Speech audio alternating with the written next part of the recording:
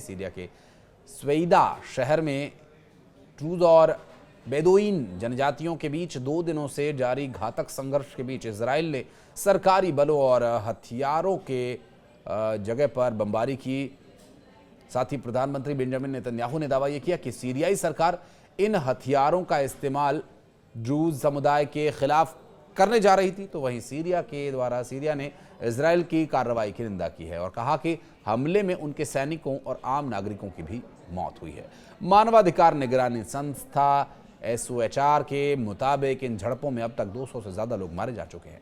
मंगलवार को इलाके में कम से कम 4 धमाकों की आवाज सुनी गई। ड्रोन आसमान पर मंडरा रहे थे और एक क्षतिग्रस्त टैंक को घसीटते हुए ले जाया जा रहा था। स्वेदा में ये तीसरा दिन था जब लगातार गोलियां बरसाई जा रही थी। शहर में डर और तनाव का माहौल है। इजरायल की इस कार्रवाई की एक वजह वहां के प्रमुख ड्रूज नेता शेख हिकमत अल हजरी का बयान भी रहा। उन्होंने सीरियाई सरकार पर युद्ध विराम तोड़ने और अपने ही नागरिकों पर बमबारी करने का आरोप लगाया। उन्होंने ड्रूज लड़ाकों से सरकार के खिलाफ खड़े होने की भी अपील की। हालात को बिगड़ता देख सीरिया के रक्षा मंत्री मुरहफ अबू कसरा ने बयान जारी कर कहा कि अब पूरा युद्ध विराम लागू कर दिया गया है। साथ ही उन्होंने ये भी कहा कि उनकी सेना तब तक फायर नहीं करेगी जब तक उन पर हमला नहीं हो जाता।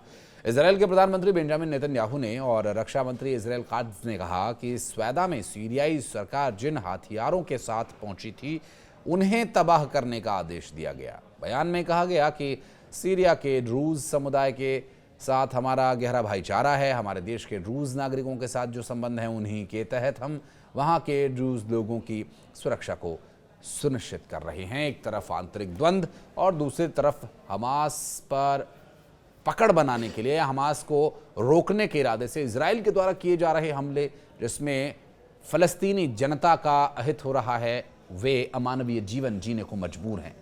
एक समय था जब हमास ने कहा कि हमें कोई फर्क नहीं पड़ता और हम अपने दुश्मन के खात्मे के लिए किसी भी हद तक जा सकते हैं, और इजराइल का इस पर जवाब यह था कि आतंकवादियों का साथ देने वालों को भी इसकी सज़ा भुगतनी होगी और उन पर कार्रवाई का असर होगा। बहरहाल अब इन दोनों की इस लड़ाई के बीच जो अमानवीय स्थिति वहाँ पर उत्पन्न हो रही है, इसके लिए अमेरिका का दिल पसीज गया है।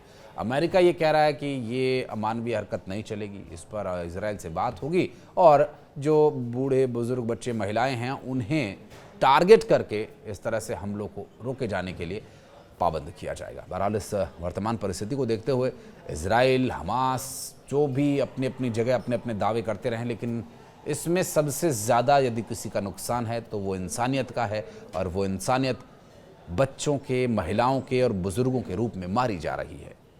उनकी क्या गलती है? विचार कीजिएगा। धन्यवाद।